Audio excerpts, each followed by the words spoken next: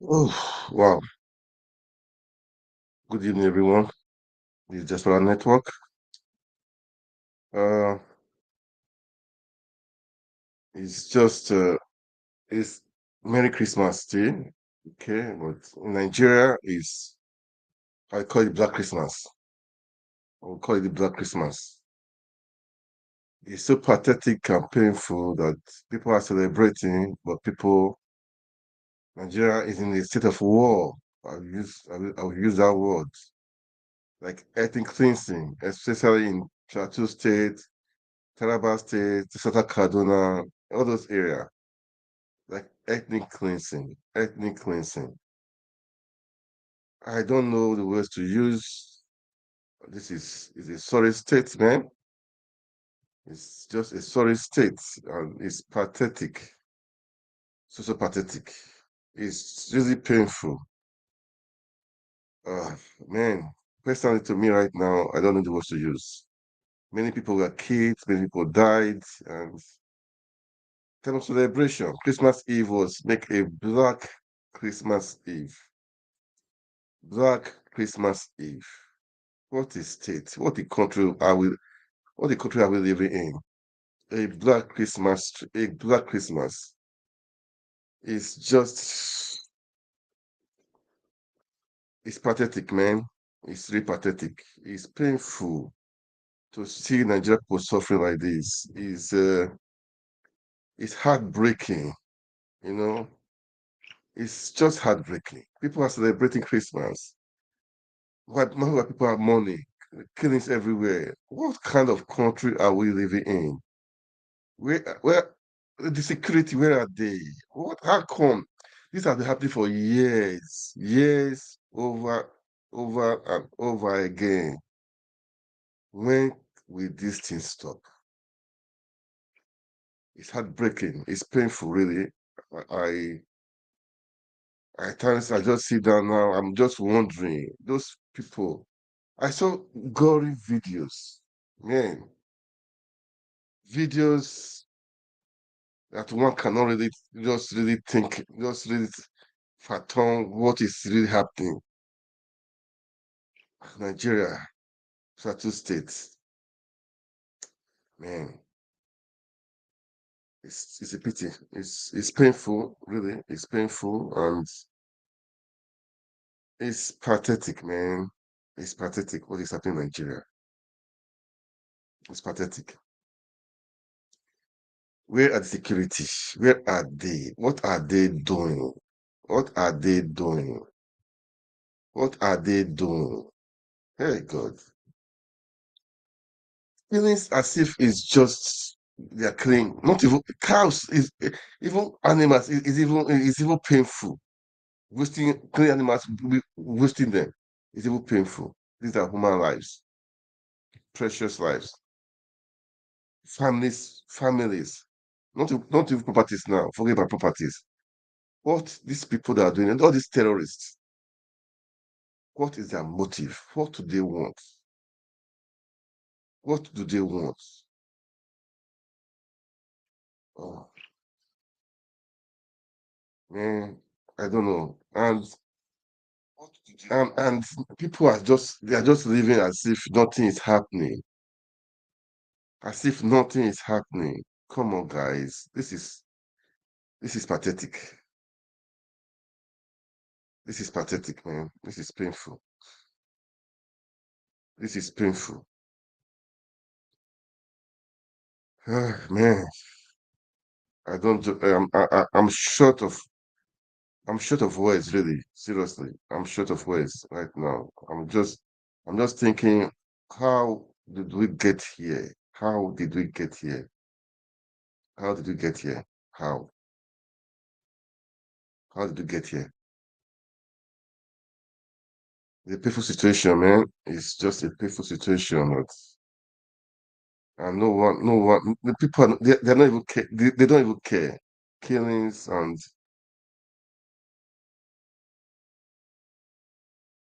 we're supposed to celebrate Christmas. Now families are mourning. Well, what do I say, man? it's just a pity, man. It's painful and it's a pity.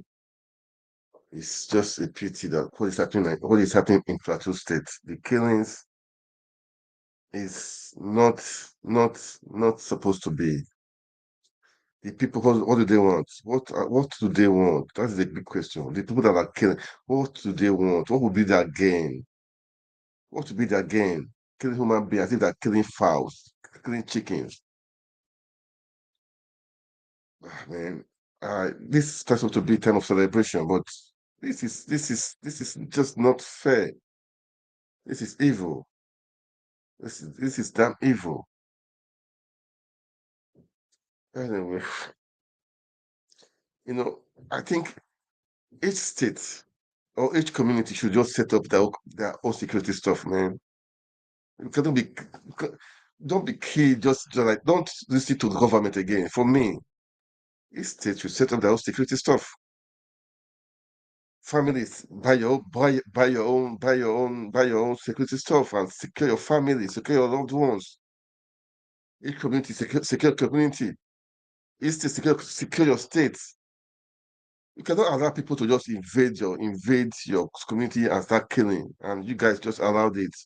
Secure yourself, family, secure your family. Secure your family, secure yourself. We don't need to wait for government again. There is no need. There is just no need. These things have been happening over and over. People will go there and and pay condolence visits, and that is all. Nobody will brought a book. That is all. So why? So everybody should just, I mean, defend yourself, defend your family, defend your community, defend your local government, defend your state. For me. Don't wait for government again. Don't wait for police or security stuff. Don't wait for them. There's no point. There's no point. There's just no point, man. This is nonsense. This is nonsense. This is nonsense. Why should you be waiting for government to come protect you when they cannot do anything? This has been happening for years, years, over the years. In the time of Obasanjo, it happened many times. The time of good luck, it happened many times. And then the time of Buhari, oh God, it was a fit day. Killings everywhere, everywhere. Taraba State, well, Plateau State, or Kaduna State, with as they are just legalized. And now again, it's happening again too. Man, Nigerians, wake up, oh. Wake up, man. Set up your security stuff, man. States, local governments, set it up. Set up your stuff. The government cannot help you out, man. Help yourself, man. If it happens, they will go to their visit. They will say uh, uh, they will pay for the treatment of those people that are injured. They will compensate the family. I don't think they will do it. I don't think they do it. Nigeria with their fucking sorry with their character, with their corruption. I don't think they do that. Nigeria, help yourself. Oh. That's what this today. I'm just going to. This is it's so annoying. It's just so annoying. It's just so annoying. Massacre. Um, the ex-senator of Kaduna State, Shehu Sani, he said, "This is." I saw some of the video. I could not watch the videos. I could not just watch the videos. He was able to watch the videos. He said, "This is the worst attack he has ever seen." You see children on the back of their mother. The mother will be killed. Their father killed. Oh God, this sorry statement. If you watch the video, I could not watch it seriously. I could not just watch it because I watched part of it. I'll be closing one of my eyes, be watching it. No, no, it's painful. Horrible videos, inhuman videos, inhuman. A human being cannot do this one. That person must be possessed. Those people that did it, they must be possessed. Not if I say demons, demon is too small. They are possessed with devils. They are devils, devils incarnate. Those people that did it, devils incarnate. They are devils incarnate. Race communities, and this is happen not just hours, so over time, long time. I had days. Where the security? And you spend billions of dollars in security. Then what are they doing? What are they doing? This is annoying. This is annoying. the governor of the state, of also all the governors in that area, in Taraba State, Plateau State, all those areas, take care of yourself, or take care of your citizen. You are the chief security officer of your state. If you want to set up security stuff, set it up and protect, because you are the chief security of your state, and buy arms for them to protect your communities. Enough is enough. Forget SUVs people are buying for lawmakers, SUV here, SUV here. Protect your people. SUV for what? SUV for what? Protect your people. Spend those money you are spending on SUVs, spend it on security. Spend it on security. Governors in that area, set up security stuff in your local government, in your communities, in your street. Set it up. Be ready. Be vigilant. I haven't heard those. I used to go interview today. They even know the people. They know them. At times they will say, okay, let's go for settlement. They know some of.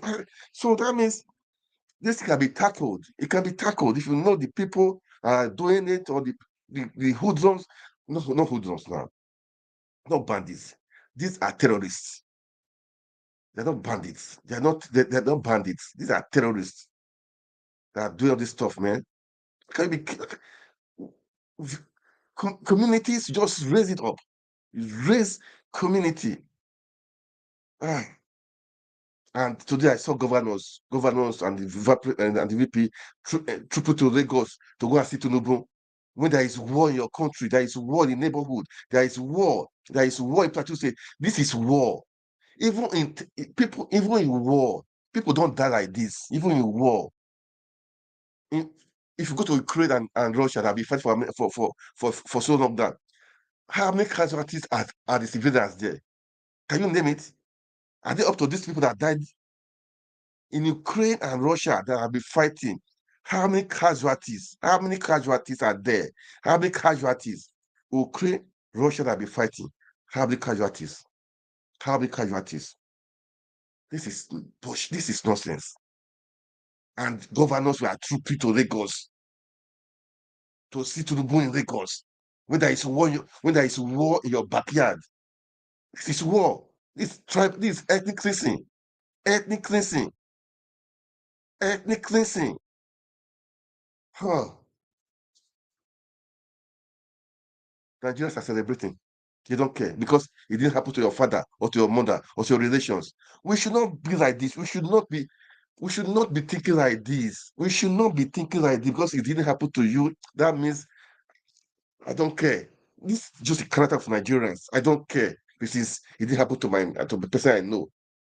Nigerians are like people, even if it happened to their mother, to their wife, or their father, or their mother, or their husband, or their children.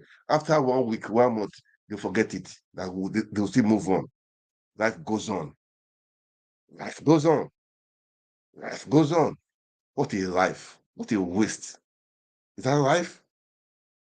Nigeria, stand up, oh, stand up for your right, stand up for your civil security, stand up for your community, for your children, for your family. Secure yourself.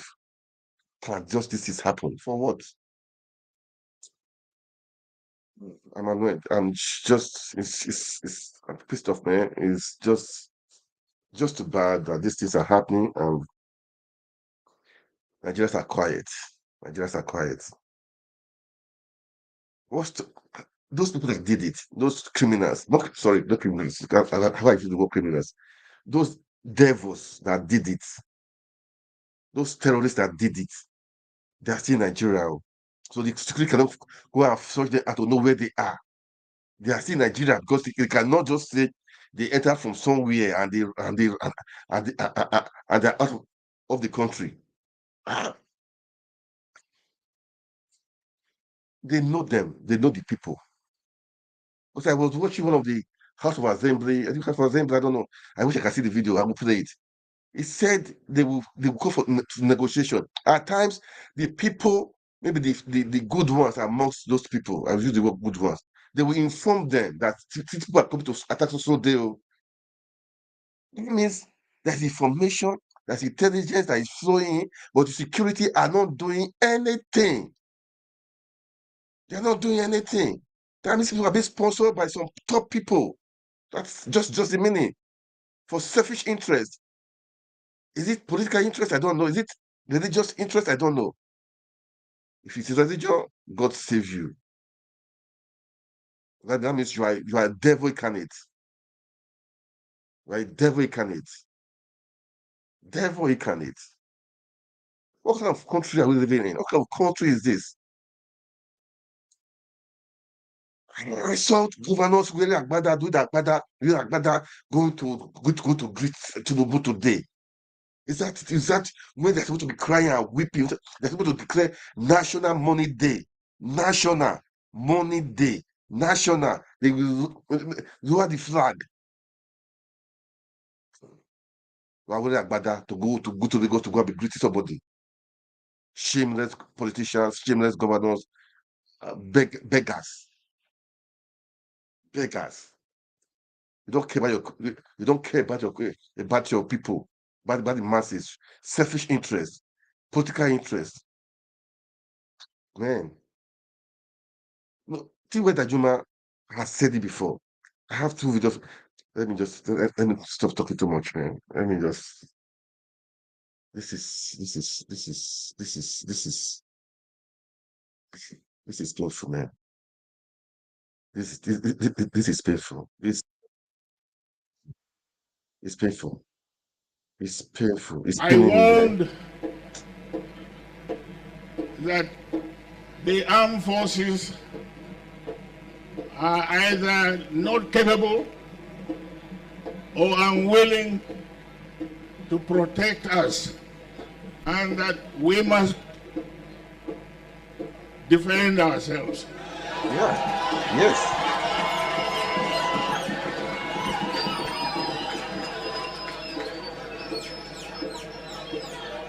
The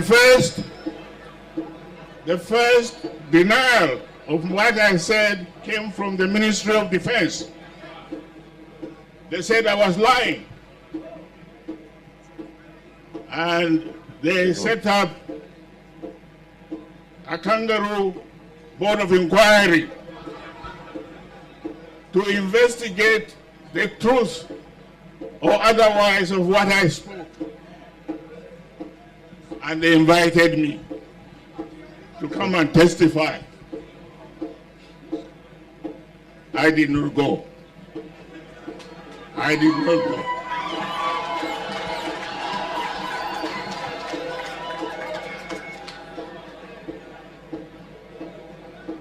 They wrote a report which said that I was only speculating, that there was no evidence. And now there is evidence. The whole country now is being run and overrun.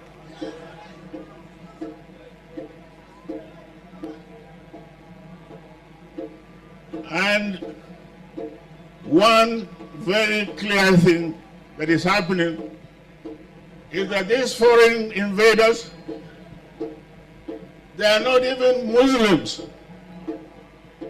A lot of the casualties inflicted on the land are on Muslims. They are destroying even mosques, but they were allowed to come into the country by our government.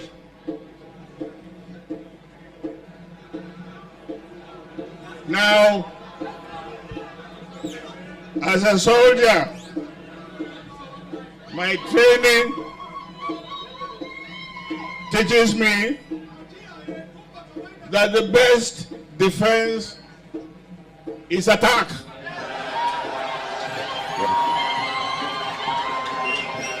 Push them out.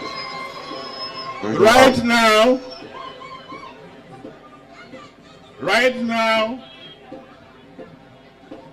we are all sitting ducks. These people are armed to the teeth with all the weapons of mass destruction, and we don't have them. But we have the numbers. and the land belongs to us. They are trying to recolonize us and take over our land. Can I allow you to defend yourselves?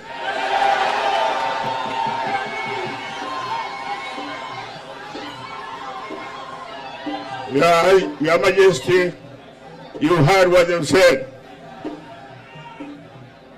You must then unite our people. A lot of the attacks that I got was from our people. They said I told them to defend themselves. I didn't give them arms. I will not give you arms. Find out how these people who have it got it. Yeah.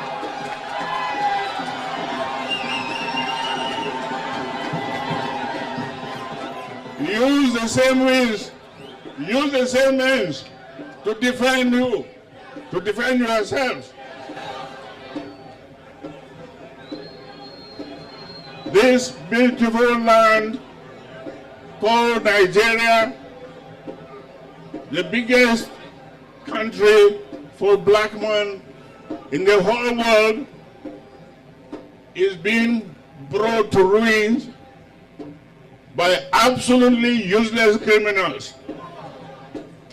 But how did they get here? The big question. How did they get here? Most of them are foreigners. Of course, we know there are collaborators among them. Some of them may be even here.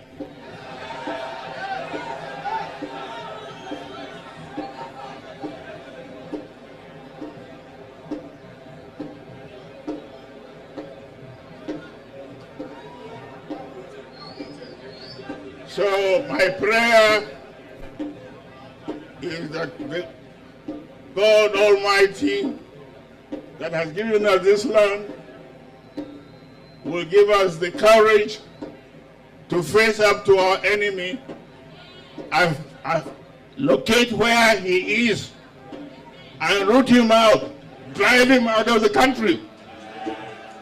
This we must do. Otherwise, Nigeria is finished. Thank you. Yeah, guys, did that, man. Nigeria, wake up, oh. forget, forget, wake up. Fight the battle by yourself, oh. Fight is a war. Fight it by yourself. Wake up. Fight it by yourself. Fight it by yourself. Fight it by yourself. That is what I have to say. Oh. Fight it by yourself. Because if you start waiting for the government, over the years now, there have been killings, killings upon killings, killing upon killings. They come there, they pay they just say they will do this, do that, do that, do that, and that is all. Talk, but no action. The boy is in your hands, guys. The boy is in your hands, guys. Wake up. Wake up. Enough is enough of these killings. You guys know where they are, where they live. I even heard some people, the of them are in some schools. And what are the security? They have the info. They know where these people, they know where they are hanging out. They know. Even the Nigeria. Oh no, no, no. Well, this government do something, man. That's what I will say. Because if you are talking of having people to come to your country to investors in your country, who will come to your country when the country is like this, killings everywhere? Who will do it? Investors will not come. We should be smart. We should be smart. We want people to want to move out people from poverty, create jobs. How we create jobs when there is insecurity? How we create jobs? Investors, how will they come? We should be smart. This is the first thing we should do first. Security first. When you secure the country, then investors will see the potential of that country. They will start trying and try to move in. Then you, government, will now try to settle things to make sure everywhere is conducive. People talk of power, electricity, people talk of good road, because talk of so infrastructure that will, and that will make enabling environment for investors to come in. No security. You want to go and be fixing. Who will come in? Who will invest? Even those in diasporas, even I mean Nigerians, they are scared of going to Nigeria of insecurity, banditry everywhere, kidnapping, and those stuff. And you are calling for investors. Who will come? Who will come? How will the economy grow? Economy will going down. Economy will going down. And how will you make it happen? Should be smart enough to know that security first in anywhere. Security first. When you secure your country, then the investor will see the climate. Okay, the security right now. Maybe the power sector is not going well. Okay, the government will be fixing that power sector, the infrastructure, the road system, the health sector. Then the economy will open up. We have investors. They can create jobs for opportunity for people. People will.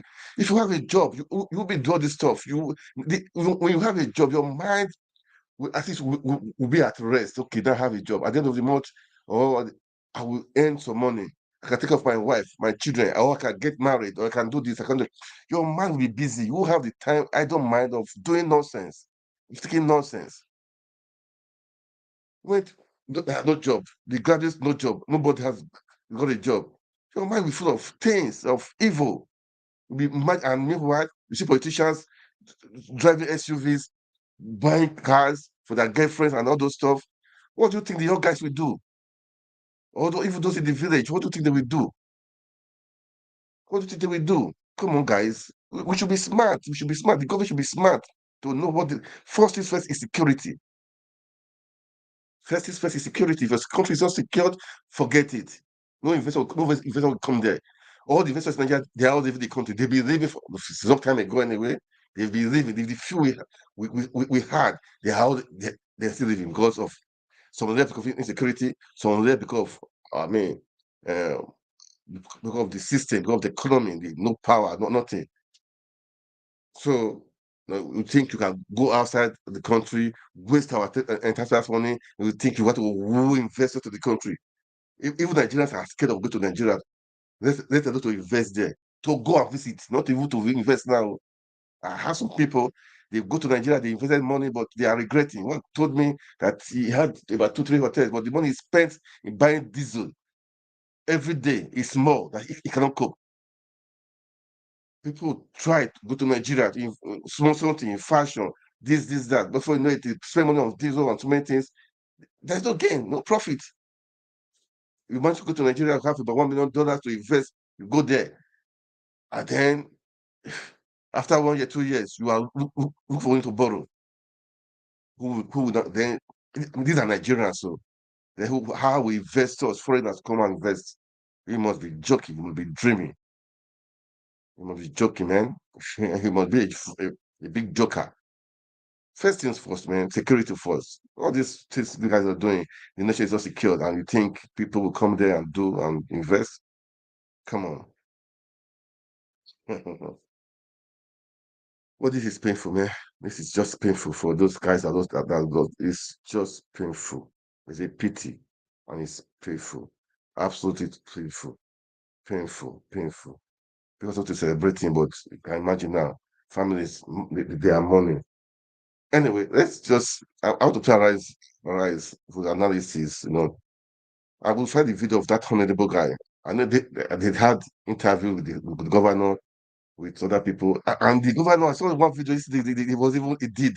Try to welcome Wycliffe Jean, that musician, to Plateau State. Man, I don't get it. Nigeria politicians are jokers. Politicians are really jokers. They don't care about people. I don't even think they even feel it right now because of what I don't think I don't think they feel it because if they feel it, this is a war. This is war. This is ethnic cleansing. Well, let me play Arise stuff, Arise TV. the analysis. Man, too bad. Not too bad, man. Just too bad. I don't know how Nigeria get to this thing, get to this point. How did you get here? How did you get here, Sif? How? What happened? How did you get here? For Christ's sake. Eh? Wow, this is serious. I don't know how we got to this point, man. I don't know. Where was I, Sif? Let me see. Oh, where? It's where? It's where, man. So, I don't know. What do I say? It's where, but it's painful. People lost their lives, man, and people are just doing as if nothing happened. Come on, come on now. This is not fair. Not fair at all. It's not fair. It's not fair. It's not fair. Mhm. Okay, let me play this one, okay? All right, guys, let's watch this, okay? What is it? Oh, just a moment, guys, please. Just so annoying, man. It's just making me into annoying.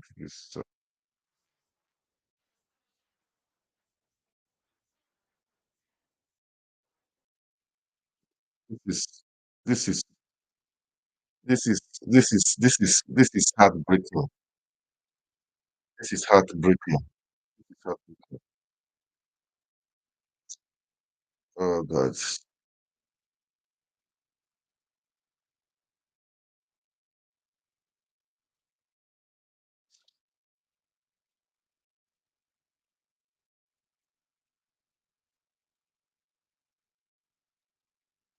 Babies on the floor with their mothers, on their mother's back, some on their father's hands. Horrendous. Their parents dead. All right. Well, let's begin what's trending by taking reactions to the tragic incident that occurred in Plateau State. It was Black Christmas for many, as no fewer than 100 persons were killed by terrorists in fresh attacks on several communities in Bokos and Baki local government areas of the state. The tragic incident unfolded on Saturday, extending into Christmas Eve. Casting a shadow over the festive season, the terrorists burnt down houses in no fewer than 20 different communities, sparing no one, including babies, as the casualty count continues to rise, with security forces, local vigilantes, and hunters recovering more bodies. The Plateau State Governor, Khaled Mutfwang, expressed dismay, describing the attack as unprovoked. He further appealed to those perpetrating the attacks to stop, as they have nothing to gain. It is sad that within the last 2 days, we have lost innocent people as a result of incessant attacks in parts of Mangu and Bokos, local government areas. As a matter of fact, my own intelligence is putting it at not less than 50 people. Let me say enough is enough. We cannot continue this senseless, stupid, unprovoked attacks. It is totally uncalled for and it is needless. I want to appeal to the conscience of the sponsors of these attacks that they do not stand to gain anything from this. But let me assure them that the spirits of the people of Plateau State will not be broken. All right, the governor here, who you both spoke with earlier, has appealed to the conscience of those who are sponsoring the attacks. But Dr. Abati, I believe I heard you earlier say that this has been going on for years, since 2009. I was having a conversation this weekend with my colleagues, and, you know, I talked about the fact that there is war in some parts of Nigeria. And I also raised the fact that there's been killings in Plateau State. You know, we went back and forth to describe what war means. Let me just read it out. What war means. a state of armed conflict between different countries or different groups within a country, or different groups within a country. You use the term bandits, Dr. Abati. I want to use the term terrorists because this is what has been approved. These people are not bandits, they are terrorists. Let me take some tweets. This is from Pastor Okezie. When will there be lasting peace in Plateau State, Nigeria? Image 1. During President Olusegun Obasanjo's tenure, more than 200 innocent souls were massacred in a single night. Image 2. During late President Yar'Adua's tenure, more than 150 innocent souls were killed.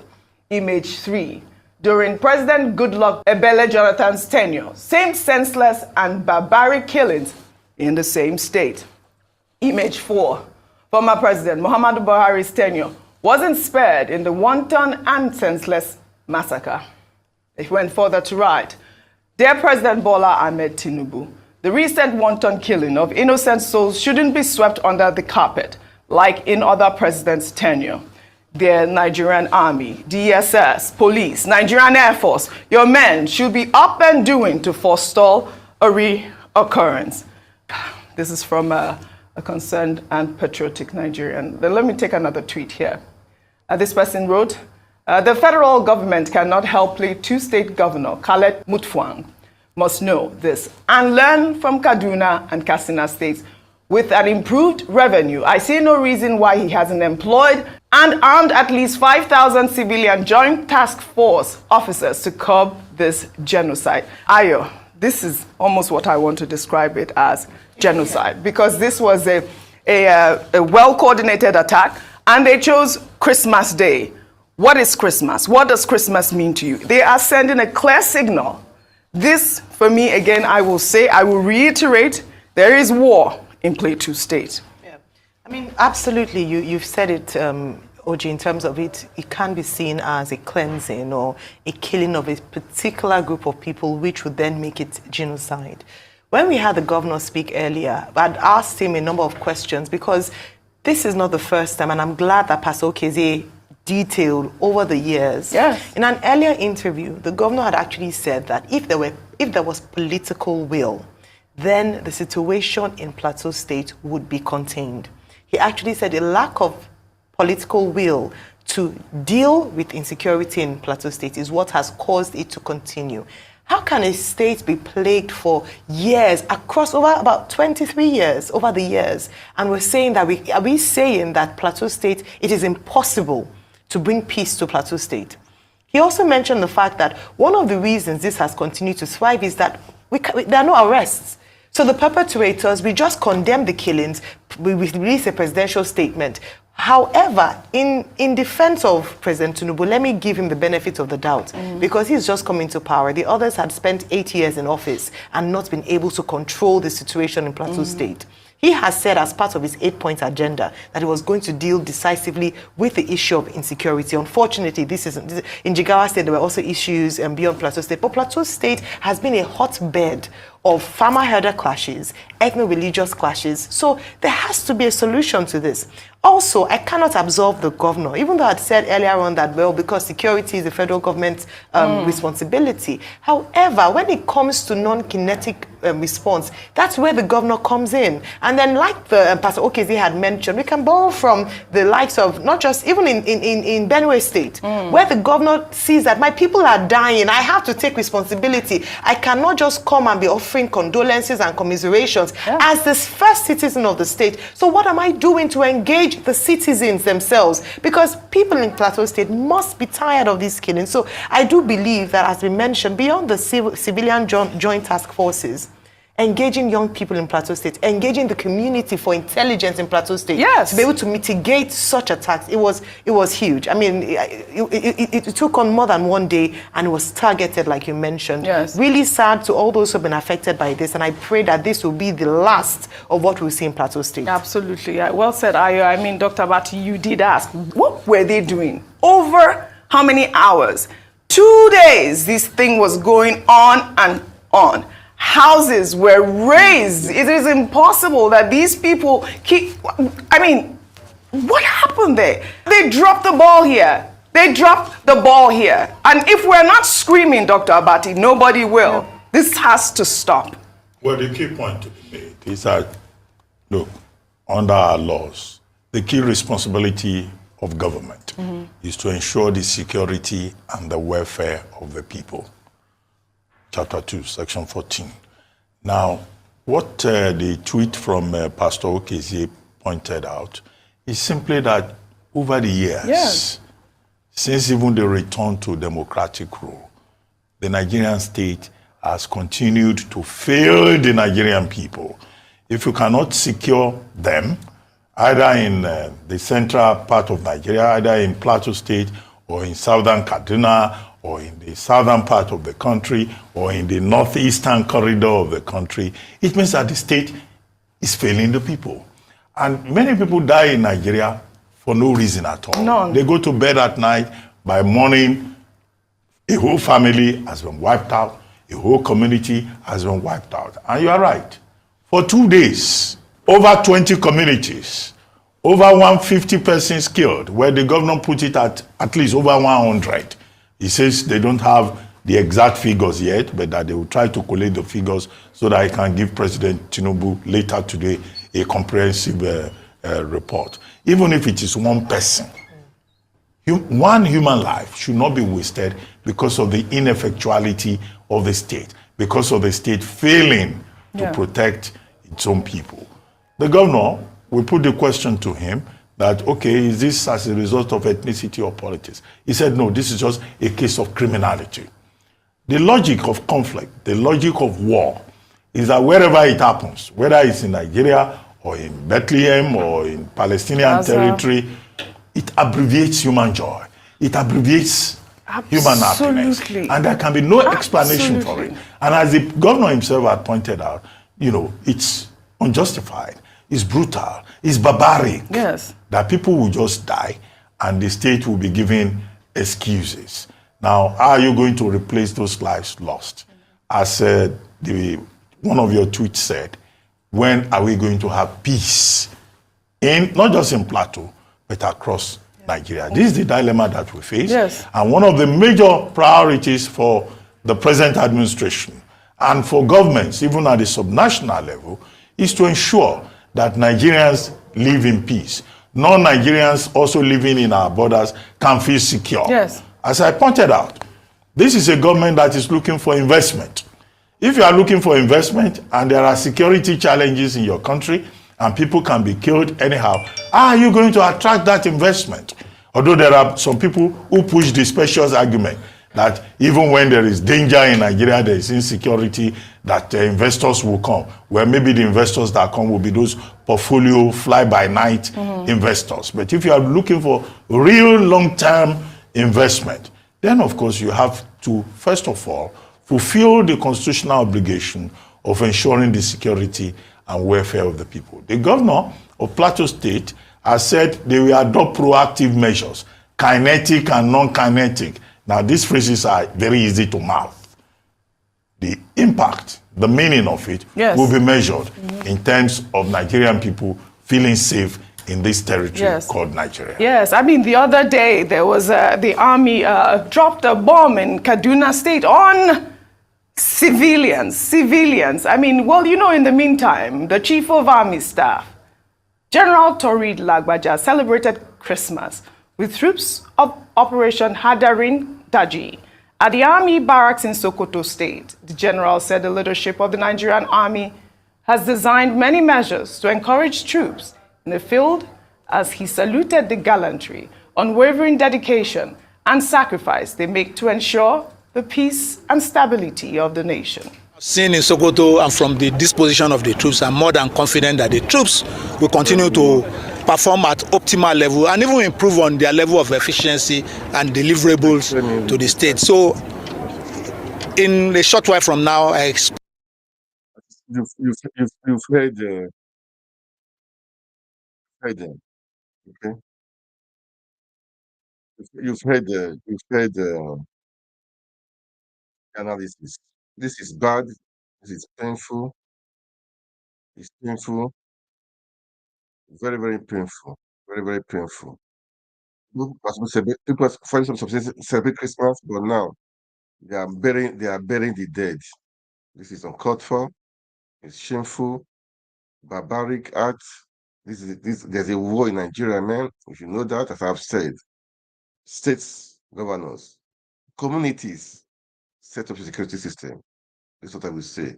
Stop waiting for the federal government. They don't stop waiting for them. Set up your own security stuff, man. And protect your family, protect your community, protect your land, protect your people, protect your ancestry inheritance. Protect it. Because over the years, many years now, killings upon killings, promises upon promises, but nothing is being done. Nothing has been done. I don't think something. Well, I don't want to say not will be done, but let's hope something will be done. Okay, let's hope. Let's hope. Let's hope. But don't wait. Don't wait. Don't wait. I even heard the Plateau State governor. He said he will still go ahead with the concert he's having with Wycliffe Jane. I don't understand concert. We thought it concert, man. I know it's been planned, money has been spent. I know, but man, there's a war in your state, a big war in your state, a big war in your state. This is war, man. This ethnic cleansing. You guys better wake up. You guys wake up. You guys wake up. Let me the interview with the governor with he did with Arise TV. Let's play it. Let's play it because this is annoying. Let me play again. Danjuma part of it. Danjuma. He warned. He has said it. Everybody wake up everybody wake up to your own responsibility. Don't wait for government. Have your security system. Defend yourself. Danjuma has said it. He said it many times. He has said it. Let me see. Let me play it again. I played it before. I will still play it again. Hmm. Hmm. Yeah, I said it before. This Taraba State everywhere. I said it before. Let me play it again. Guys, wake up, oh, wake up, man. Living together reasonably peacefully.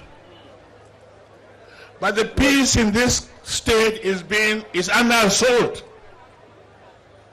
There's an attempt at ethnic cleansing Yeah. in this state and of course in all the riverine states of Nigeria. We must resist it. We must stop it. Every one of us must rise up. The armed forces are not neutral. They collude. They collude. They collude with the armed bandits that kill people, kill Nigerians. They facilitate their movements. They cover them. If you are depending on the armed forces to stop the killings, you will all die one by one. The ethnic cleansing must stop in Taraba State. It must stop in all the states of Nigeria. Otherwise, Somalia will be a child's play. I ask every one of you to be alert and defend your country, defend your territory, defend your state. You have nowhere else to go. You have nowhere else to go. God bless our country.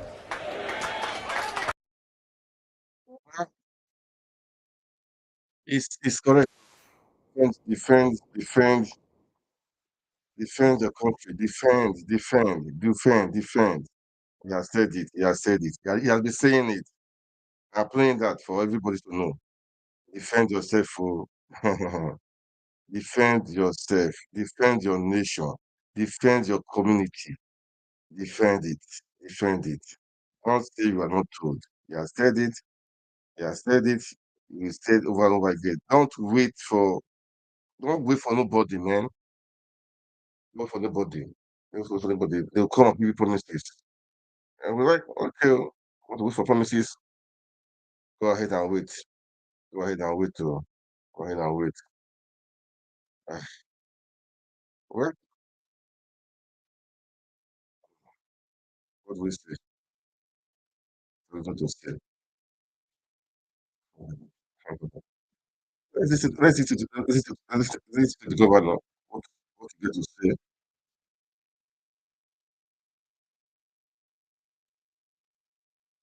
The Chief of Defense Staff, the Inspector General of Police, they all came over to the scene of the crisis on the plateau.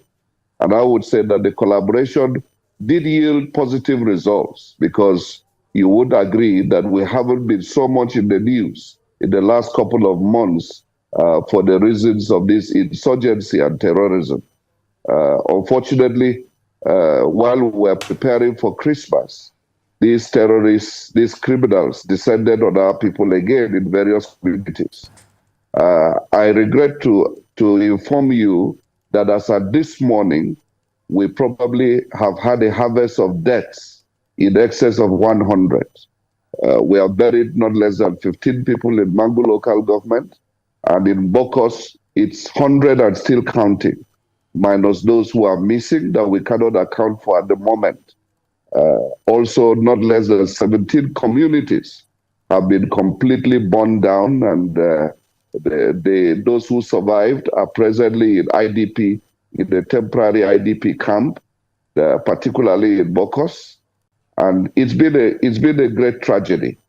What have we done to be able to get to this point before this current crisis? We resorted to both kinetic and non-kinetic strategies. For the non-kinetic, we got into a lot of community engagements, trying to unravel remote and immediate causes of the crisis. We've been able to sit down at various levels with the community leaders, and that worked. It worked to a large extent because they saw our sincerity. They saw our determination to change the narrative, that we didn't just come to have these discussions as usual, just for political correctness. We were able to get to some of the issues that really touch and affect people. But I must say that this recent action has nothing to do with farmers' herders clash, has nothing to do with religion. This is pure criminality. This is pure terrorism. This is just gruesome murder, on the eve of a revered day of remembrance. It's quite unfortunate, but we will continue these engagements and also explore other ways by which we can be able to bring the situation under control. All right, well, thank you very much, Governor Mutwang, and thanks for joining us on the show again. My commiserations as well to you on what has been termed a Black Christmas in your state. I'm glad you talk about the fact that you've, kinetic and non-kinetic efforts have been made to tackle these, these attacks. However, one question that's risen is what happened with Operation Safe Haven and security agencies' response over the last few days? One would have expected that when the attacks started on the 23rd, it would have been arrested or at least curtailed before it spilled over into the next day, and it would have prevented such a number of losses of lives. What could be the explanation from the security agencies, from your point of view, with regards to this seeming lapse? I think while there may be seeming lapse, I think the way these particular attacks were coordinated was meant to really be on a monumental scale. At a point, we had distress calls from not less than 36 communities. And even though the Imagine. And this reinforcements, some of the community. God. reinforcements came a bit late. Certainly the responses were able to push back these terrorists. That what we are having now, as bad as it is, we can even say is damage limitation. And so there are many reasons for the slow response of security agencies. Part is the channel of dissemination, part is the terrain from which these distress calls are coming. And, sometimes when you have achieved relative peace, it's natural that you can relax. And so these terrorists looked for ungoverned areas where the security deployment was a bit light or absent. And that was where they started these attacks from. And before we could be able to get the reinforcements to the right places, a lot of damage had been done. I want to be very honest that the GOC particularly, who commands both the 3rd Armored Division and the STF, I think with the kind of support he has had from the Army headquarters, he's been up and doing and making sure that the forces on ground do their job diligently. But again, we're humans. You can expect that from time to time, there could be some bit of lapses here and there. But the magnitude of these attacks, the scale on which they were planned, from the intelligence available to us, I think they were only able to achieve probably less than 20% of their intended mission. Well, but Governor, in terms of the casualty figures, we've been having conflicting figures. You were quoted as saying about 50 people were killed. The Guardian UK, which I quoted earlier on this program, says 130 people killed, 300 injured. Daily Trust newspaper Nigeria says 150 persons were killed, hundreds were injured. Now, from reports available to you, can we have some certainty as to the number of persons that were killed, the number of persons that were injured in the 25 affected communities, the number of houses that were touched, and if you could take us through the kind of support that your government or the federal government has been providing to help the injured, to help people who are in distress, to help people whose houses have been touched by these bandits. Thank you, Dr. Abati. At the moment, it's difficult to give you exact figures because the attacks were on until probably 10 p.m. last night. And so we are just trying to take statistics now. Quite a number of people are missing. So it will be better we wait and give you accurate figures probably much later in the day. But what I can tell you for sure, the figure of 50 I gave was yesterday when I was addressing a function of the Nigerian Army. But as at this morning, I can confidently tell you that not less than 100 people have been killed in Bokos local government alone. At least 15 people have been buried in Mangu local government as a day before yesterday. In Barkiladi, we are still taking stock.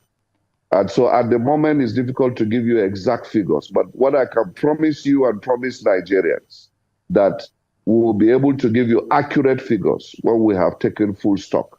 There will be nothing to hide. We'll be able to tell you exactly what has happened. And in terms of what are we doing to be able to give some succor to these victims. Already we have started. Quite a number of people are in hospital, including soldiers that have been wounded. We are taking responsibility to ensure that they do not lack any medical assistance. At the moment, our highest concentration of displaced people is in Bokos, and we have opened a temporary IDP camp where we are providing the succor we can provide in the immediate. But we must be able to do more than that. We will hope that in a couple of days, we'll be able to assess some of the villages that have less impact. Whether with more security presence, we can persuade the people to go back, and then so that we can concentrate on the really affected people. For us, we have activated all our emergency management apparatus, and we have also been contacted by NEPA. I think by today, NEMA will come in for an assessment of the situation, and we'll be able to harness all the assets of ground so that we can work in synergy to make sure that the victims are comforted, and then we can be able to ensure that also the security personnel on ground, that they are able to continue in pushing back these criminal elements. Because at this moment, we cannot fold our hands and think it is over. We must be on red alert, because they can spring forth from any moment with what we have seen so far. All right. Well, thank you very much for that update with regards to numbers and also the governor's and the government's response to the victims of this unfortunate incident. I'd like to take you back again to cause and effect. Earlier today, I talked about the fact that in many of the incidents or violent attacks in your state, it's boiled down to ethno-religious causes. So because of the how multi-diverse your state is, what are you doing? I know that when it comes to security apparatus, it's largely at the center, the federal government, so your hands are a bit limited with regards to providing security cover for the people. However, in terms of non-kinetic response, you can play a big role in this. What are some of the things you've done? Just 7 months down the line since you emerged as governor, in addressing the different ethnic groups, religious groups in your state and protecting them. And then the second thing, talk about things like engaging the youth, community-led activities, meeting with community leaders, like you mentioned earlier. And I'd like to hear some of the details of some of the things you've done to bring the people together. And then, are you concerned about reprisal attacks? Because these are some things you must also be watchful of, be mindful of how to manage the situation so as not to have, agitations or perhaps provoke reprisal attacks. Thank you, Ayo. First, let me come on to the issue of the narrative that usually when you are looking for cause, you fall to these traditional fault lines, whether it is farmers, herders clash, or ethno-religious. How do you explain this, Ayo? You have finished slaughtering your cows and your chicken, you have prepared all your stew, you are going to bed just to celebrate Christmas the following day, and then suddenly your house is on fire, gunshots everywhere, you haven't provoked anyone. How do you relate that to these traditional explanations? It doesn't fall in. And this is the narrative that we must be able to deal with, that there are criminal elements who are terrorists. They needed to be branded as terrorists so that we can confront this elephant in the room. If we continue to fall onto these traditional explanations, we'll continue to beg the question. Now, but having said that, I can tell you that since I came on board, I have enjoyed tremendous support from both religious divides, tremendous support, and it can be verified because we have engaged them, we have been able to break fault lines, we've been able to ensure that we give people succor and comfort. In terms of deploying development, we have been able to allay people's fears about any bias on our part. I am a Christian, but I've told people consistently, my Christianity does not teach me to discriminate against people of other faiths. And therefore, in terms of the developmental efforts we have begun, we have deployed SEM even to Muslim communities, and they appreciate it. A few appointments we have made to carry people along, and they also appreciate it. So we have had these constructive engagements across the dividing lines. I have been to the Central Mosque several times in the course of my campaigns. And one of the significant things, throughout the last 8 years, the Muslims were never allowed to use the stadium for their Eid al-Maulud. We opened up the stadium for them free of charge. They were so happy. And I can tell you, just last week, Wednesday, the Muslim community on the plateau gathered in the Central Mosque to pray for me concerning some of the travels I'm going through. So we've been able to break fault lines. And we're continuing with this engagement so that we conscientize people on the need to live together. None of us can chase the other person away. Therefore, we must be able to come together and see that we have a collective destiny. This is the message we have preached, and we are continuing to preach. At every forum, we have continued to sound out this message, that if you are a lover of Plateau, you are my brother, you are my sister, irrespective of your faith, irrespective of your gender, irrespective of your ethnicity. And we have continued to work to give everybody a sense of belonging. And that's why we've been able to achieve some relative peace. But this caught us on the blind side. We thought we were going to celebrate the Christmas peacefully without knowing it. At a point, the military told me they had distress calls from 36 different points at the same time. This can be quite monumental to handle logistics-wise. And that could be part of the explanation for the lethargy in response. Well, Governor, since this tragedy occurred, have you been able to reach out to President Tinubu, and what level of support are you getting from him or the federal government? Briefly, as we begin to wrap up now. Thank you, Dr. Abati. Yes, I should be getting to the president later today because we needed to get our facts right so that we can be able to give him a very informed position. And I'm confident. I told you NEMA is responding. The Army headquarters has responded. The IG has also responded. They are sending in more reinforcements. But I'll be briefing the president more adequately in the course of the day. Thank you very much, Governor. Thank you for joining us. Wow. Man, this is a pity. This is too bad. It's not a good news, okay? It's not a good news. It's not a good news at all. But what are you going to do, man? What are you going to do? But it's a pity. Just a pity. Just a pity. Just a pity. It's painful. It's a shame for Nigeria to be experiencing this. The security has been despite what all the money they've been voting for them for years. That whole plateau, Benue State, Kaduna, has always been hotspot, which is not good. Which is not good. Anyway, what do we say? What do we say, man? It's a pity. Just a pity, man. Just a pity.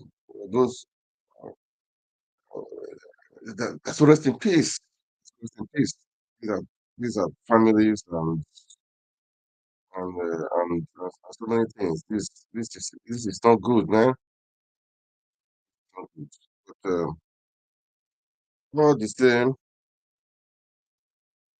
pray that to rest in peace, man. Okay. Well, anyway, uh, let me.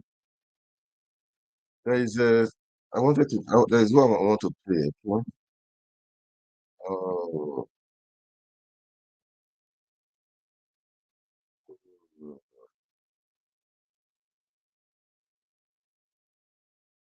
well, there was one. One of the lawmakers. There was one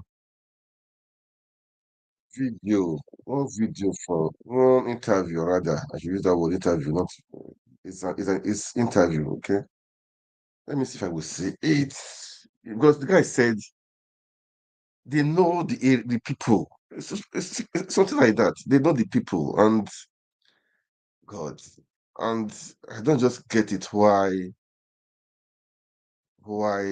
these things is just going on like this, man. I don't know. He said they know the people. He says so, and they do at times negotiate with them. And that means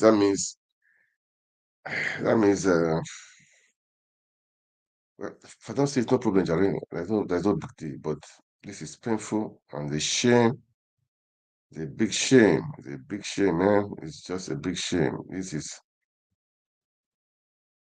is not good at all. At all. This is not good at all. This is too bad. Man, this is damn too bad. Okay. Anyway, I'm sure we'll see it anyway. If I see it, I play it. But before I go today, I'm just going to talk. I will still talk about it to Fubara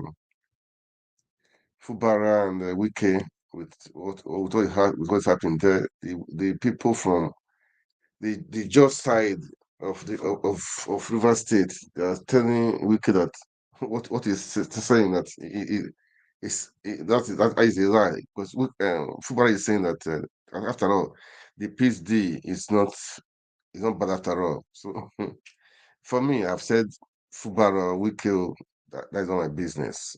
What concerns me is the people. River State is not Fubara, it's not Wike. Who win, who lose, lose. It's the two of them. They've been they both rigged the election. They both rigged the election. So it's not a matter of I don't really care. That is not really the issue. I mean, I don't really care about them. Okay. I don't really care about them. I don't really care about them. Okay. But it's the people I care about. They said no price is too big for peace. Which price? Like he knows they all have both of them have secrets. Both Tinubu, I mean, we care him, so I don't really care. I don't. That is not. Let them fight. Who win? Win. Who want to lose? Lose. That is only the issue. Just this plateau state of a thing is so disappointing, man. So disappointing. But anyway, oh man, I wanted to play this guy. I know I saw it. I know I saw it somewhere, but it's okay if I don't see it. No problem. Okay. Let's go back to Fubara and Wiki. Let's watch.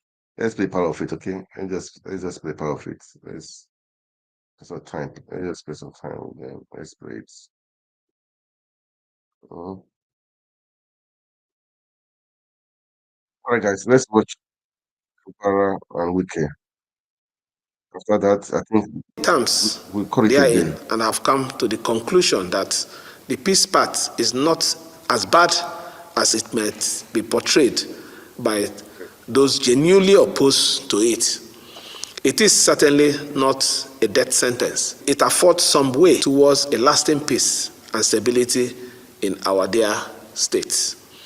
Accordingly, I reaffirm my acceptance of the Presidential Peace Proclamation and my commitment to implementing both the spirit and the letter of the declaration in such a way and manner that will restore political stability to our dear state without compromising the collective interests of our people and our cherished and shared democratic value. Already, both parties have demonstrated some goodwill in the implementation process with the withdrawal of the purported impeachment notice This is too long. on Let their me part forward it. and the release of hitherto withheld allowances of the members Yes. of the Let me state's House of forward it. Assembly I don't want all by this the noise. government. I have said before, there is no price too much to pay for peace. Thank you. The Ahoda Omok Road, the Emowa Degema Road, and others, and the commencement of many other laudable projects, both in infrastructure and human capital development, as outlined in our 2024 budget. Okay, so that was. I wanted to. Oh God, I forwarded it to. Let me just one moment. One moment, okay?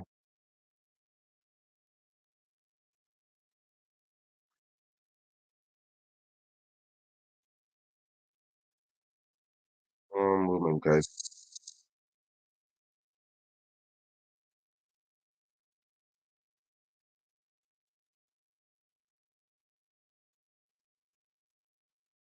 Compliments of the season. Thank you, and compliments as well. Now, what are your thoughts on Governor Fubara's Christmas message, especially regarding the peace deal, which he says is not a death sentence? Well, that's a welcome development. He didn't have many options. He should have made this speech much earlier. Again, Christmas is a very timely and quite auspicious opportunity for him to also reenact that kind of acceptance of a peace process that was initiated by the president, which many persons thought was unconstitutional. I have maintained that you cannot invoke constitutionality with regards to what the president has done. It's purely a political matter. It's a matter that gave the president an opportunity to showcase the fact that he's firmly in control as president, and that even in matters that had to do with other political parties like the PDP, he had to intervene. And he not only intervened, he took the shine off it by ensuring that he gave directives and ensured that they were published in such a manner that sent a strong message to all the parties that he was in charge. And indeed, he is in charge of actually resolving the matter. Because if you look at, if you must bring out constitutional provisions with what the president has done, you will realize that both parties, both the governor and I'm talking about Governor Sim Fubara and the Minister of the Federal Capital Territory, Nyesom Wike, both of them realized very quickly that the president held all the aces and he could actually wield the big stick against both of them, and they had to submit themselves to him. Fubara has now acknowledged and publicly said that he will comply with the directives of the president because they were more or less impositions. And that was what angered many Rivers citizens, because they felt that those were unnecessary impositions, showing that the president was in favor of the Minister of the Federal Capital Territory, Nyesom Wike, for obvious reasons, because Nyesom Wike actually mobilized a lot of support for the president earning him victory in Rivers State. The same person, Nyesom Wike, is a benefactor of Governor Sim Fubara, and I've maintained from the beginning that Governor Fubara could have done better than this could have done better by not allowing the crisis to snowball into the point where the president had to intervene in that manner and allowing that the coveted democratic structure in terms of the Rivers State House of Assembly was first burnt and then inexplicably demolished. All of these were tending to a direction where the president could have invoked his powers under Section 305, subsection 1, paragraph D, where he could have simply, without even allowing the crisis to snowball into a major conflict, by declaring a state of emergency and then having the governor suspended for a period of 6 months, subject to the approval of the National Assembly. All of those the president could have done, but he didn't do that. And so Governor Sim Fubara saw the handwriting on the wall, that the president, knowing that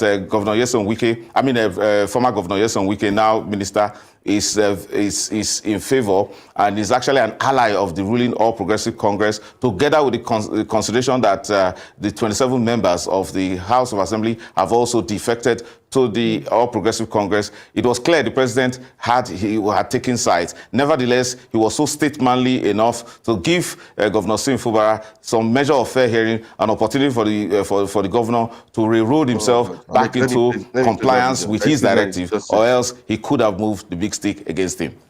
And you're right, the tension did come very close to the brink there. Luckily, things have been... Okay.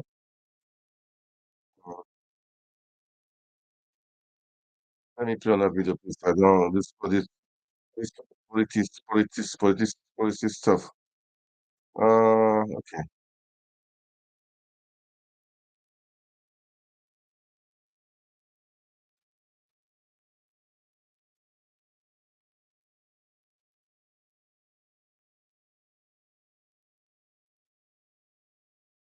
This one, these people, this video to play now is people from Ijo. They are telling Fubara that what he's saying that they don't agree with him also. I will just play a few minutes of it. Today, Okay, which is today, let's see to them. 21st December 2023, in Oguta here, after a very interactive session of the issues involved, the meeting resolved as follows. We condemned in very strong terms the recent attempt to impeach the executive governor of Rivers State, Sir Sinadaye Joseph Fubara, GSS ROS, the governor of Rivers State, barely 6 months in office without any cogent and verifiable reasons that constitute gross misconduct by the governor. We condemned the bombing and burning of the adult chambers of the Rivers State House of Assembly, the attack on the person of the governor by some security personnel on Monday, 30th October 2023, and other acts of impunity and madness, which portends great danger to the peace and security of the state. We commend our amiable governor, Sir Sinadaye Joseph Fubara, GSS ROS, the governor of Rivers State, for his matured approach in handling the deliberate and provocable actions of enemies of the state in the conflict crisis in Rivers State. We commend the governor for his prompt action in the renovation of the entire assembly complex.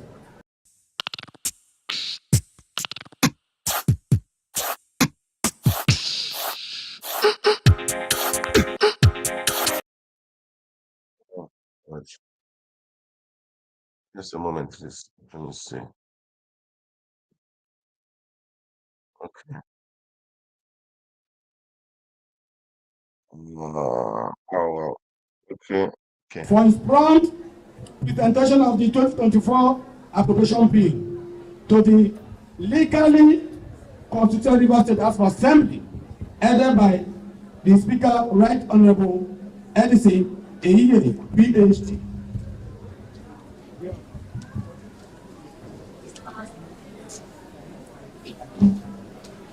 We commend the Speaker, Right Honorable Edison Eyiye, PhD, and the members of Rivers State House of Assembly for their subsequent deliberations and prompt passage of the bill. We also commend the governor for promptly signing the bill into law, which is a clear indication of interest in the welfare of the people of the Rivers State.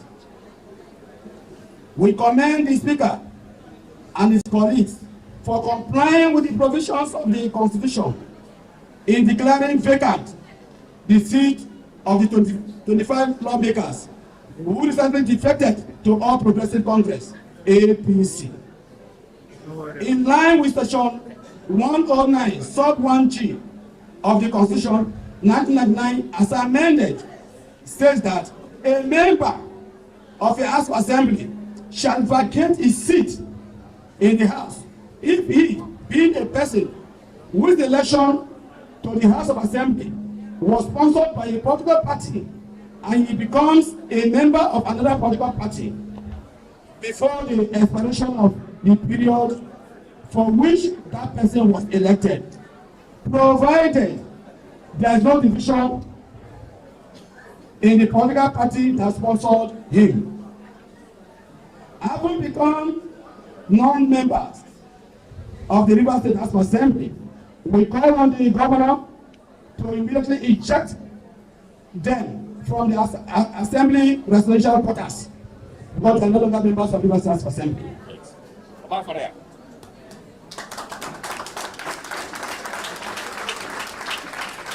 We condemn in strong terms the judicial rascality of the Federal High Court, Abuja, presided over by Justice Donatus Ogoro, who gave a ruling on Monday, 18 December 2023, on an ex parte application secretly filed by 25 pro-Wike former lawmakers wanting to stop the declaration of their seat vacant on an action which has already been taking place since 13 December 2023. What has been done cannot be undone. It has been done already. The aim is to give them legitimacy to move into the assembly complex or residential quarters with security protection and commence another illegal impeachment attempt on the governor of Rivers State. We also condemned in very strong terms the purported directives of Mr. President for the resolution of the political impasse in Rivers State. To say the least, the directives are not only one-sided, but also repugnant to natural justice, equity, and fairness. As all the 8 points raised in the purported directives are all issues of constitution and the law, and have all been addressed in the competent court of law. Therefore, we urge everybody not to take the so-called directives seriously, as they do not have the face of law, but mere witches of one man, Chief Joseph Wike. We call on all well-meaning citizens of Rivers State to rise up, be vigilant, salvage the soul of Rivers State by resisting the tyranny of one man, Rivers State, and never a conquered people. We also appeal to all the security agencies to be neutral in the discharge of their duties in order not to worsen the already tense security situation in the state. Now, on behalf of the entire Okpolo local government area, we hereby pass a vote of confidence on our amiable governor,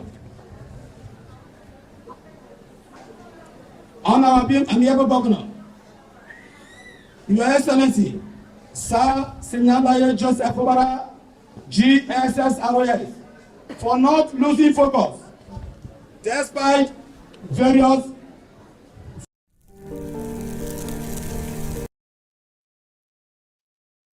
Let me leave for those people alone. This Fubara Wiki, let them fight their fights, let them do their do, okay? The meeting today was Plateau State, the massacre Plateau State. I was immediately today. I've said my own.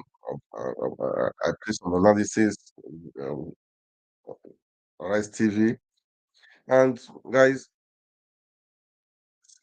the security, the governor of the state should take it seriously, man. If you don't wait for federal government, to seriously, you should not wait for federal government. I should not wait for federal government because the more you wait for federal government, sorry, man, that is the truth. Sorry for that. If you wait for federal government on your own, on your own. Let me continue with the plateau crisis, okay? I will still continue with plateau crisis. It's because it's painful and it's bad. It's just it's just painful, really. It's just painful. It's painful, okay? It's very, very painful. Very, very painful. Let me go back to that the analysis, all right? After that, maybe I'll come back I call it a day. But please, as you watch, kindly like, kindly share, and right now I'm on Facebook page, YouTube channels, and Twitter also. So please kindly like and share. Okay, let's continue with the rise analysis. Okay, all right, let's watch.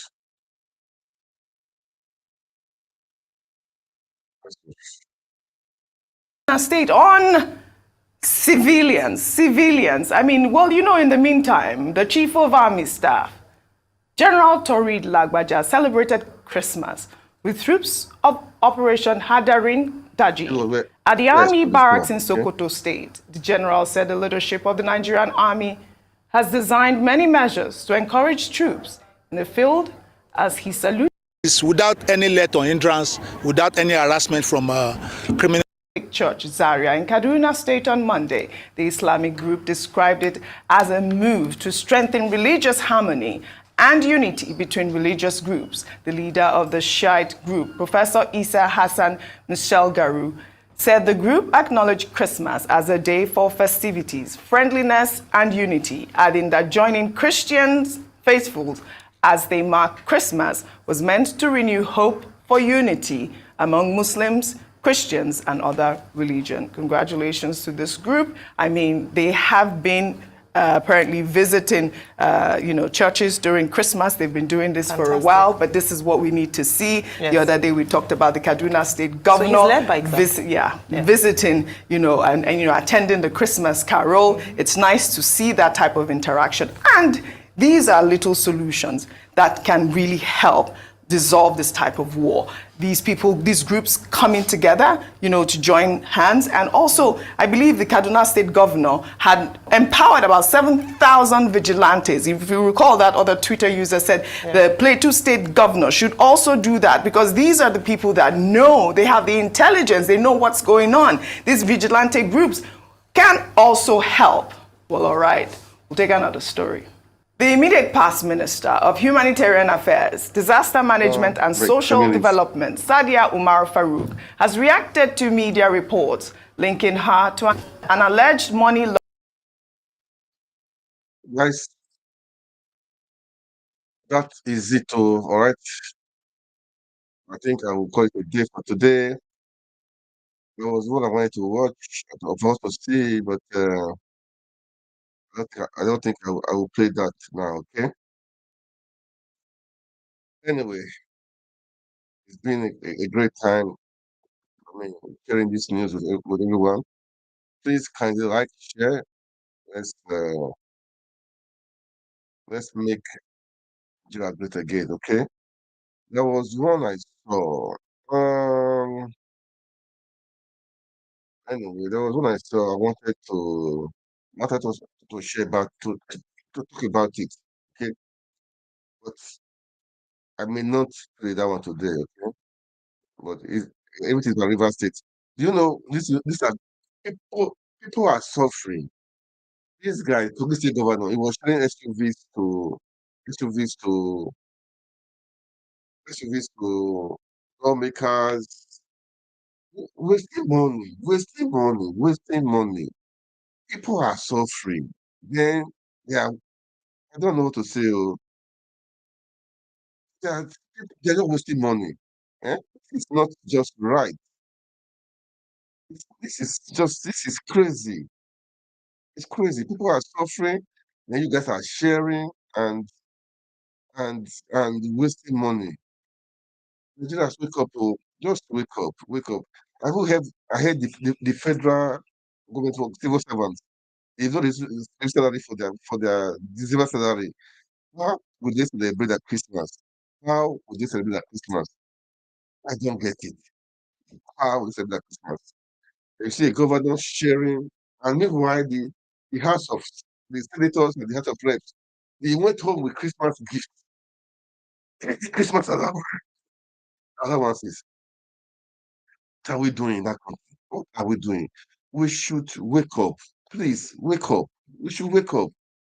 The civil servants will be suffering. The people that are supposed to enjoy it, that need help, that need help, yeah, that need help, they will now be suffering. They will not be able to take care of their family for this Christmas. Meanwhile, the senators, House of Reps, they are smiling home with Christmas gifts, with money in the bank, with I know with is it in the bank or something? How do they call it again? That last time. So I don't, man. It's okay. Oh, it's okay. Me, I've said my own. You guys should wake up. Wake up, okay? You guys should wake up. This is not fair. This is not fair. It's not fair. I think I will play the one for. Let me see if I can play it. The one for that. What is his name? The Kogi governor. Pedro. That is a young guy. He just supported the youth. So I don't even know if the youth who is the woman now. Okay, give women a chance to rule. To think of as mandatory to say, man, women are doing worse. So we don't really know. We don't really know. We just pray for the best. Yeah. The good leaders, that control our heart, will come in and make things work. That is what I would say. Okay, That's that's what I would say. In this season of love and giving, please let the hand to your people around your neighborhood. Let the hand. Let the hand. Let the hand. You know, anything at all. Share water with your neighbor. Share rice with your neighbor. Share garlic with your neighbor. Share. It's a time of sharing. It's a time of loving. It's a time of caring. It's a time of friendship. It's a time of creating the relationships between communities and families, resolving issues, making things work. You know, that's how it is. So we should not. We should. We should make things work. Okay, we can make things work. All right. We can make things work. So that's it. That's it. Yeah, that's it. That's it. Okay. So let me show the the Yaya Bello stuff. Yaya Bello. Okay. And maybe after that, I'll call it a day. Okay. But this is the spirit. This is the time of giving, the time of sharing, the time of loving, the time to make it happen. Merry Christmas to everyone, despite what happened in Plateau State. All obedience, non-obedience, all those in diaspora, we should keep on the faith. We are entering a new year, and what is our plan? What do we need to do? How can we change things? How can we move forward? What are the strategy, man? Because most of the people they've lost their hope. They go back to their ways. They say no need for obedient movement, no need for this, no need but thank God, I think about a week ago, His Excellency came out to reassure that he's into it. He's not going to let people down, despite the threat from people. I know there have been threat upon threat, but I thank God for him. He's a man of steadfastness. He's a man of when he believes on the mission, he carries it out. It doesn't look back. So we believe it will be. We know that we have a great country, a better country. That's for sure. Nothing can stop us. Nothing can stop us. We take our country back. All these people all these killings will stop. All this nonsense will stop. We can bring security to the nation. And when there's security, investors will come in. When investors come in, everything will lighten up. The economy will lighten up. Everything will open up, and people will have jobs, and there will be hope again. It's a long war. Seriously, even if they'll be happy to be president tomorrow now, man, you got work to do. Work to do. But the truth is that if the head is good, at least it will help with the other part of the body. But if the head is not good, man, it's going to be tough. It's going to be really tough. It's going to be really tough. Okay, that is what we're saying. Peter Obi, we can make it happen. Okay, we should not give in. We should not give up. A better Nigeria is possible. A Nigeria of our dreams is possible. We can make it happen. We can make it happen. We can make it happen. Let's share love. This is a time of love. This is a time of forgiveness. A time to strategize, strategize personally, family, business wise, in the nation building. It's time to strategize and know what we need to do. How did it not happen? What happened that it made them to happen? You know, so all the loopholes, how do we block it? All these politicians are regulation. What do we do? And the next chairman is still there. We should not allow that to happen. Why should it be there? Because people complain about him, and he's still there. And people are not talking, they're not speaking. All the elections have been happening since after the February election. It's the one still in charge. We should not allow that to happen because we complain that this is the NX stole the election. So why should you allow the bent of being in that position? So how can we move forward like that? How can we move forward? How can we make the change? These are things we need to think about, man. No, there must be change. There must be a change. There must be a real change.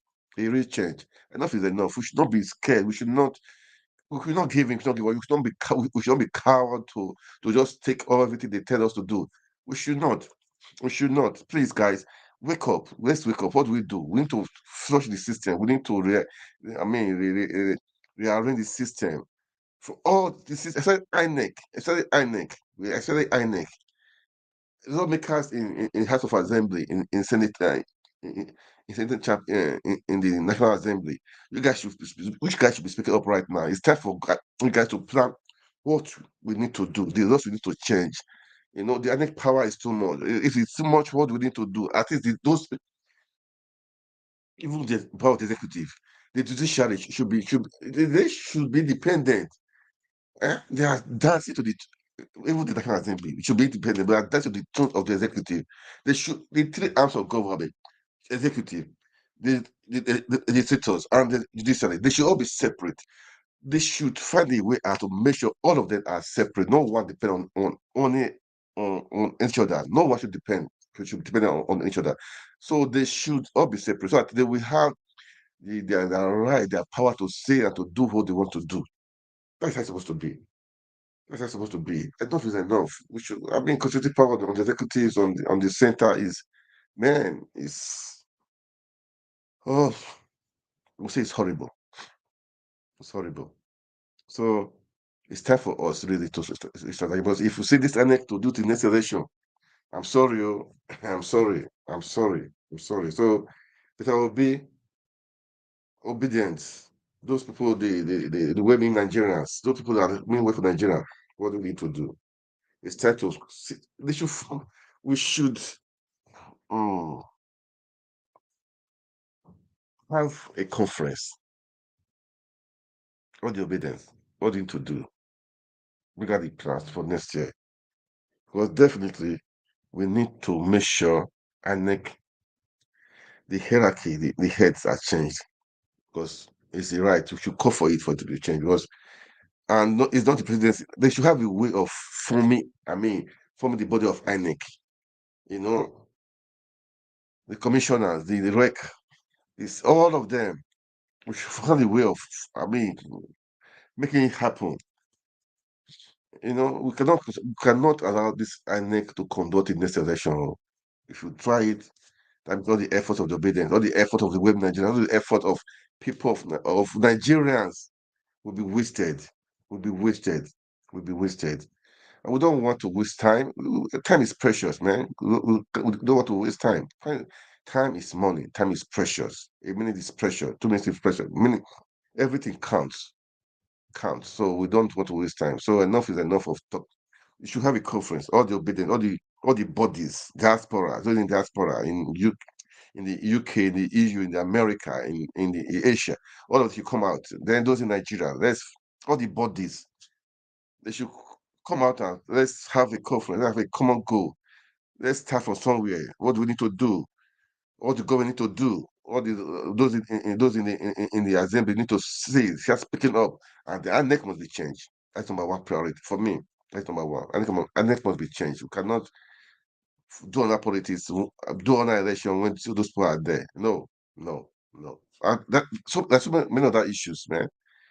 PW has said he's done the opposition. Yes, good. Good criticism, good opposition, good criticism, constructive criticism to the government of the day. That's how it's supposed to be. Good criticism. We should not just support anything. Or say nay, or say nay. No. When it's bad, we say it's bad. When it's good, say it's good. We should be forefront right now. I'm just saying this now to tell people, everybody that's hearing me, okay? We should all sit up and make this happen. Enough is enough. It's our country too. It's our country. And let me play the last video of people are suffering. This guy sharing SUVs to wasting money. The money safe. I'm sure it's borrowed though. I'm sure it's borrowed. It's not state owned. It's a borrowed money. Borrow for consumption. This is what Tabiha was supposed to say during the campaign. No borrow for consumption again. When you borrow, you make to produce things so that you can pay back and have interest, and you have your own, have enough.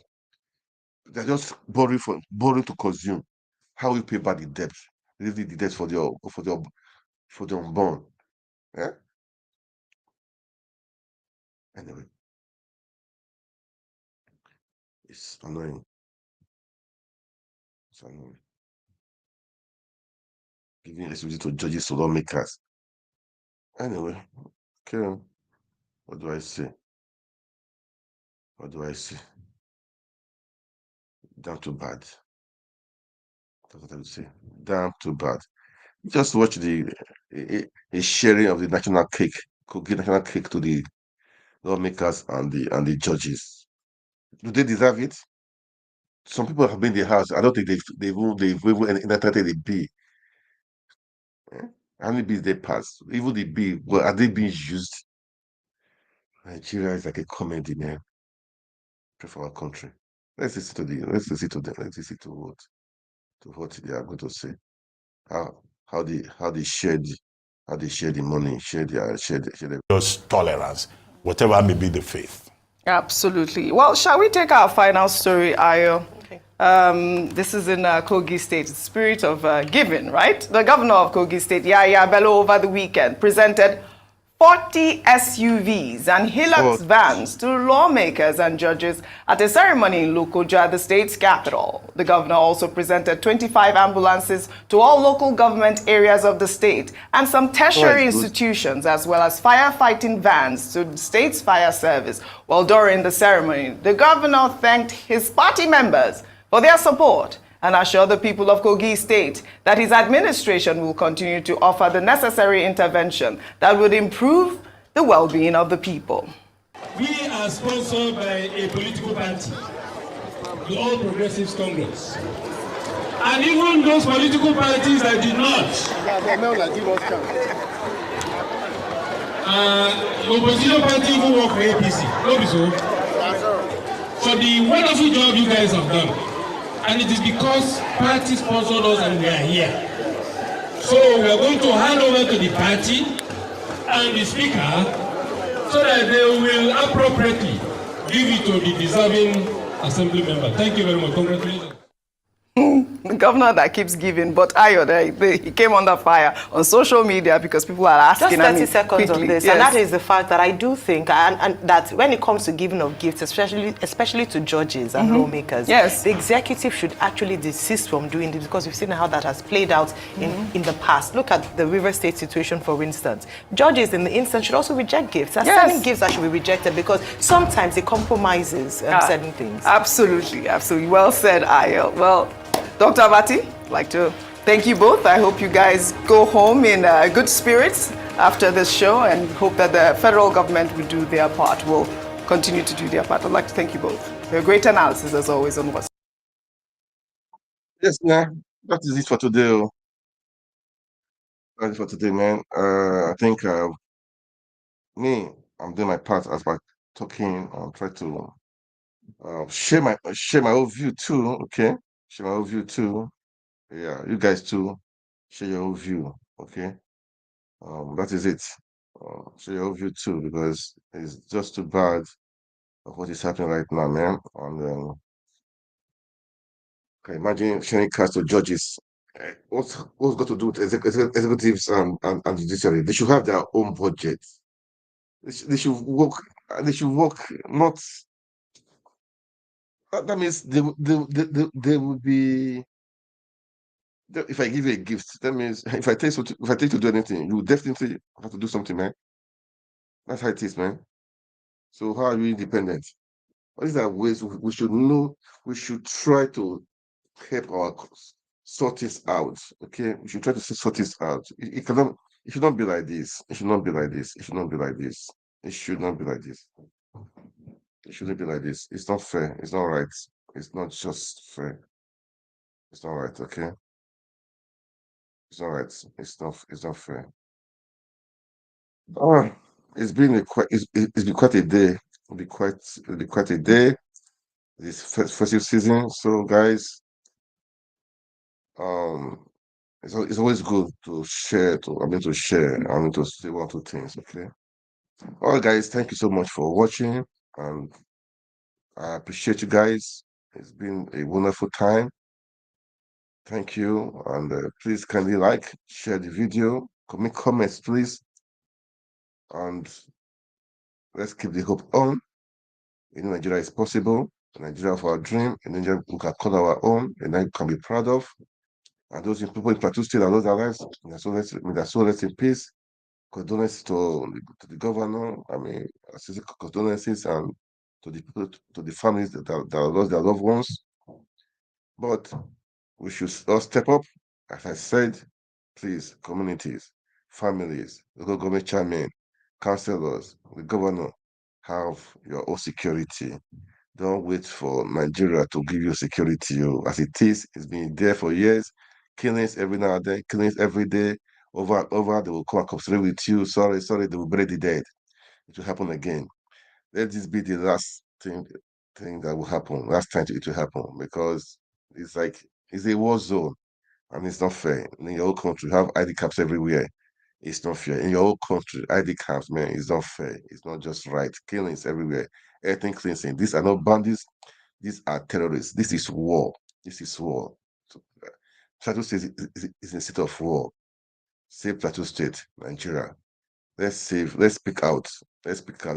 Let us not be quiet. Governor, please don't just depend on you're the chief secretary of the state. Don't just depend on the federal government. Do find a path. Employ. Have your vigilante. Make sure you arm them up. Find a way out. Those terrorists, how are they getting their arms too?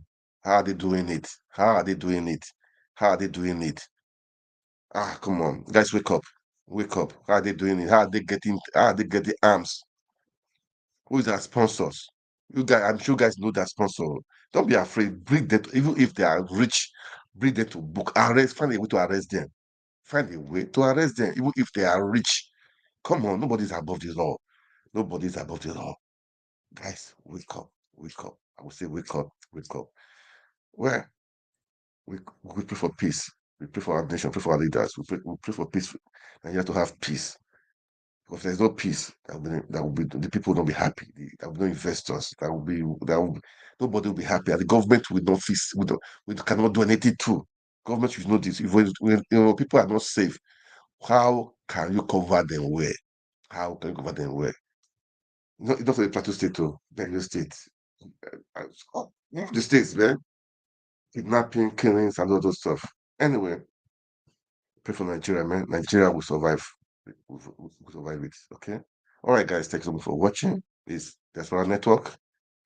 Kindly like, share, and make comment on the video. God bless you. God bless Nigeria. God bless the people of Plateau State. God bless everyone. More grace. And next year will be better for everyone. In Jesus' name. Amen. Thank you so much. God bless you all.